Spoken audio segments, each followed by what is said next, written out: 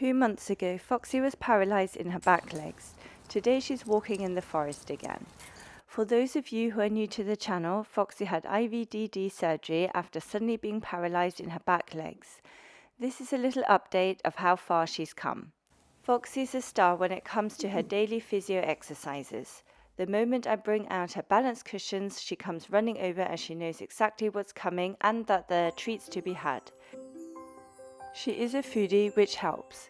We start with her front legs on the cushion, just holding a standing position and gently rocking her forwards and backwards to encourage weight shifting. Then we move on to the harder part, back legs on the cushion. This takes much more effort from her, but she gets stronger every week. When I look back at footage from just a few weeks ago, the difference in her posture is already visible. Her back is noticeably straighter, though there's still some curvature there. We're also working on lifting her paws one at a time, encouraging her to balance on 3 legs, something she can't quite manage on her own yet, but we're getting there. Amy, our other dog, is always right by her side during these sessions. Whether she's offering moral support or just hoping for a treat herself, I couldn't say, but Foxy seems to appreciate the company. We also do slow, deliberate walking to heel exercises on carpet to develop her muscles. Then we progress to stepping over poles on the carpet. This is generally challenging for Foxy because everything she does, she wants to do at full speed. Getting her to slow down and think about each step takes real focus from both of us. Amy joins in too. She has a bit of a habit of casually walking around the poles instead of through them. She's a bit lazy.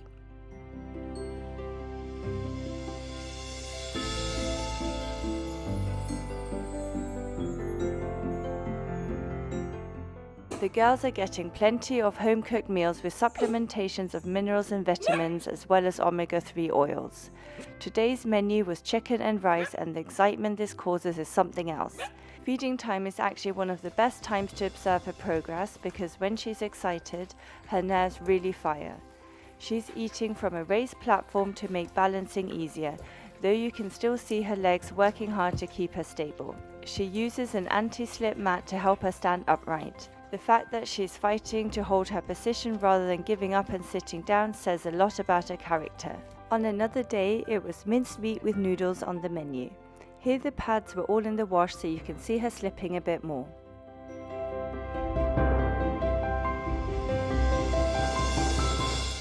Once a week, Foxy had an acupuncture session. I am a vet, so I can do it on the sofa for her.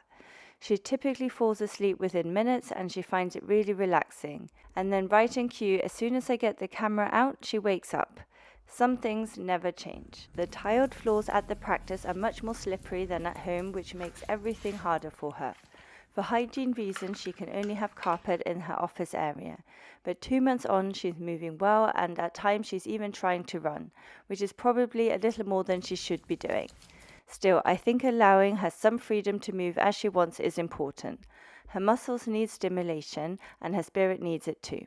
Her right leg remains her weakest side. You can see it flicks out slightly when she walks, and it's the one that's most likely to slip away from her. But she's compensating well and improving steadily. The biggest sign of Foxy's recovery isn't the physio sessions, it's the small everyday things. She started initiating play with Amy again. She's asking to go outside more, she's doing her usual patrol of the garden, sniffing out the daily news as she always used to. She's even choosing to walk on the icy patches in the garden, which is no small thing for a dog still rebuilding her confidence on her legs.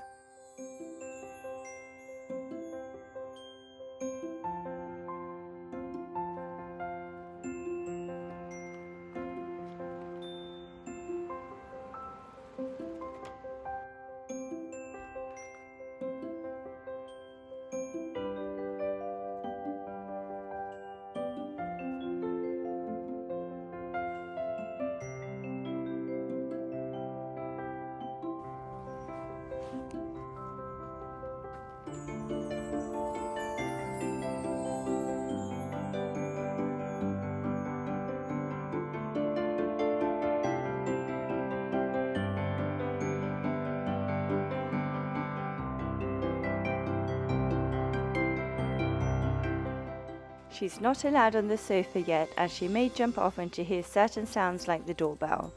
This has been really tough for her as it's her favourite spot. For a while she slept in a small puppy den at night. I kept it snug so she wouldn't wander around unsupervised while I was asleep, but this week we finally got rid of it. She's accepted her new sleeping arrangements on the floor, surrounded by plenty of cozy bedding options. She's not happy about the sofa situation, but she's adapting. One thing I'm really waiting on is the righting reflex. When you place a dog's paw upside down, the natural instinct is to immediately correct it. When Foxy's standing on all four legs, she's much better at this than she was, but when she has to simultaneously work on her balance, it's still a challenge. It will come soon, I hope. The key with all this physio is little and often.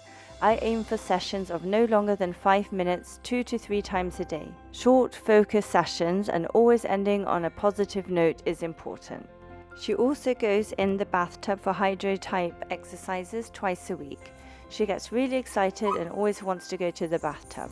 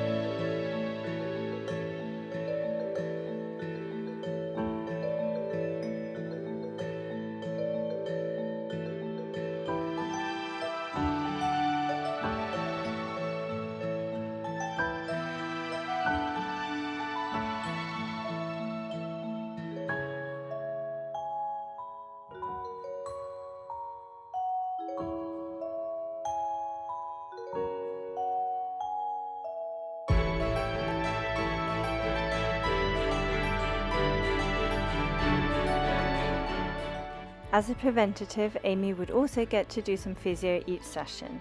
She liked to show off how good she is.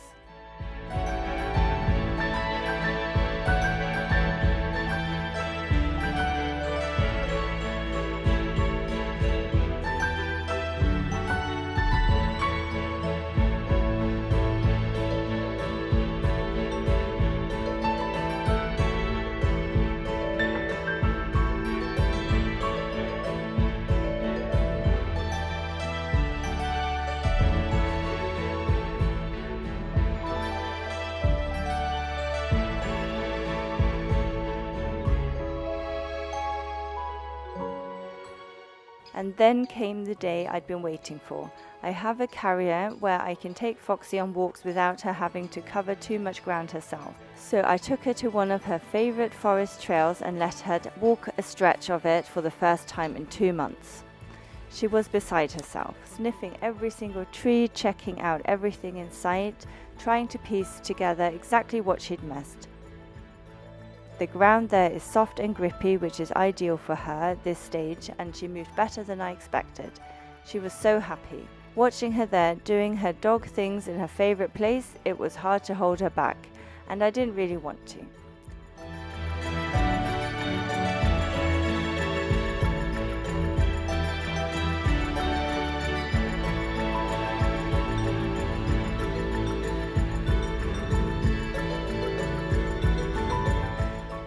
We've been out a second time since, and she was even better.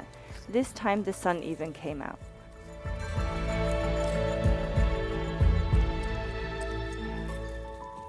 Watching her trot along, looking genuinely delighted, was the best feeling ever.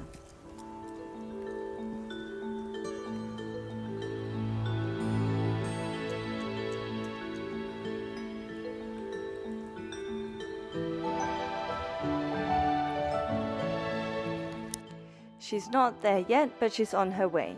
Thanks so much for watching, and I'll see you in the next one.